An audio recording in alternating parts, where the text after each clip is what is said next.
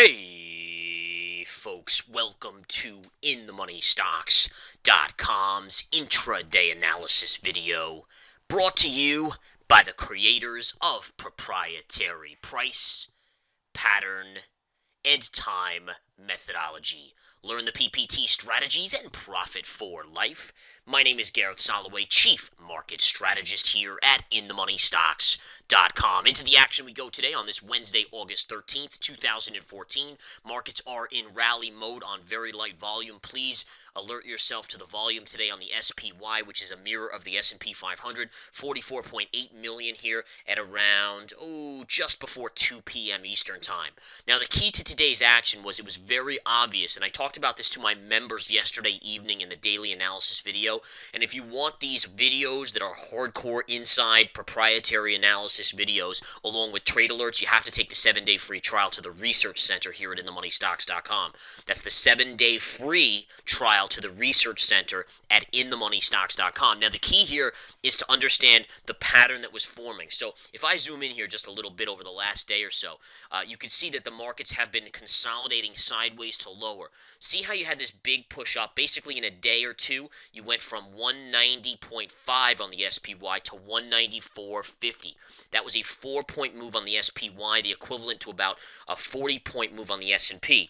Now, after you went up like that, you started to slowly pull back. Now, a lot of amateurs would think, the markets are going to sell again hard. But when it's this shallow of a pullback and this kind of metered, see how it's not a vertical drop down? When it's more sideways and slow, that tells you that the markets are digesting the up move and getting ready for a secondary move.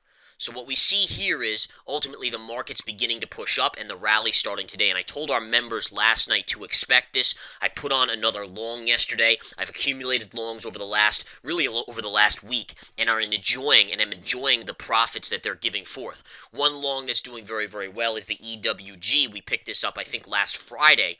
And again, this was at a low level right here. And I saw just before the market rallied up that this was going to take off. And again, this is now up about 2% just in the last few days for us on the EWG, which is the ETF that tracks the German market. All right, other stocks that are making nice moves today, we can take a look. Let's take a look at SINA here, SINA, up 63 cents. That is, again, coming into earnings tomorrow, so should be an interesting one as well.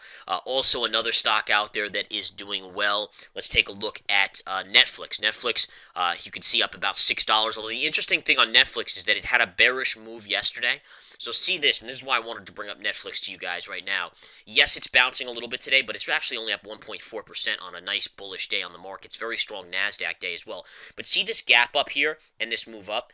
So the markets, and this is just more information that you need to learn as a trader. This is gold, what I'm giving forth in these free videos. So the market on Netflix here gapped up and surged, and then notice what happened. See how you faded? That was good. So this was bullish because it was inside of this move and it was fading. But then what happened yesterday is you came in very quickly and negated the entire move. See how this was where the gap began, right? So the gap fill right here, and you actually took that out here, bounced, and then went even lower. So even though you're bouncing here, this is not amazingly bullish for the stock because of that. In fact, what do you see right here, guys? What type of pattern is this? Downward move. And look at this inside bar action. This is actually a small micro bear flag forming. So now, again, I'm not saying that Netflix is doing for a big fall. What I'm just saying is that if you compared a move on like the EWG or the SPY, that was a strong setup. This is actually a very weak setup because of how the chart pattern formed. And if you need to learn to read this, this is what we teach you here at InTheMoneyStocks.com. It's unbelievably important. And remember, we don't just teach you the factors here. We don't just show you the charts and teach you. We give you the trade setups as well. All right, and again, beautiful stuff right there, showing you the difference in charts between the spiders, the S&P, the Qs even, and stocks like that, the EWG, as well as the opposite here, which is Netflix, which is up today, but it's actually a weak move. And you have strong up days and you have weak up days, and you'd have to differentiate the strong from the weak, because the strong will continue to go, the weak will actually stall out and come back in. Okay?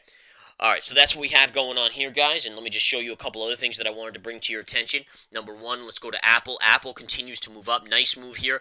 You guys know I've been in the camp that I think Apple could get above $100 before all is said and done in the next few weeks. I think the markets actually could extend their rally. It's going to be choppy, but I think the markets could generally float up into the end of the month based on the holiday-like volume aspect of this market. Also, you have the holiday in early September. But remember, basically from this point on, traders are taking off with their families. So that's going to lighten the volume load up tremendously on the markets. And you have to recognize that aspect when it comes to the ability for the markets to pull back.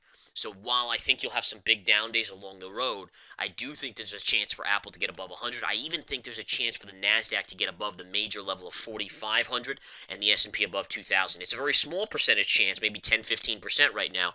But with every little move up in this market, we get a little bit more percentage chance that that does happen. Okay?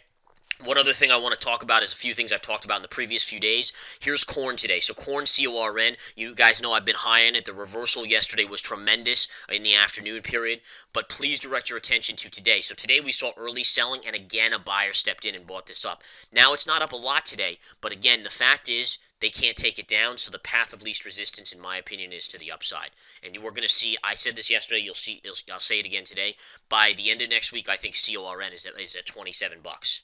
I think you'll make a move up over the next, 6-7 trading days, which takes us into next Friday. Not this Friday, but next Friday, that will take you to about 27.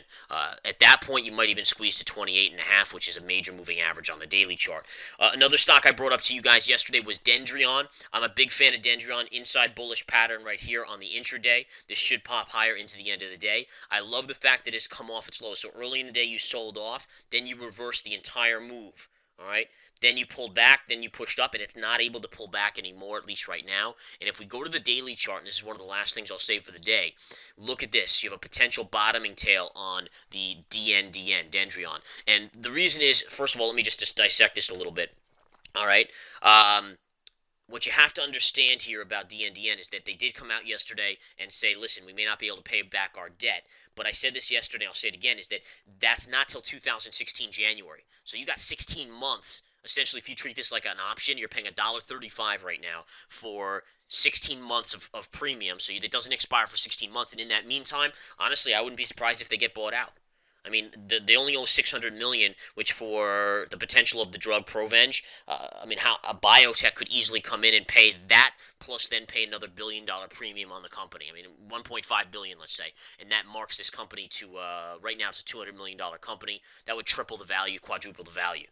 So now I'm not saying that's going to happen for sure. What I'm saying is it's a possibility. So in my opinion, it's worth the risk down here. It is worth the risk to me at least. All right, and I'm a big fan here of this at this price. Now, if this was a $3 stock right now, I would not be a fan of this. But right now, again, at $1.35, right around this area, I think it's a very intriguing little bit of a level. All right, so that's what we have going on here, guys. I'm going to bid you farewell. I got to get back to trading. Have a great afternoon, great evening. Come join us here at InTheMoneyStocks.com and take the 7-day free trial. Take care.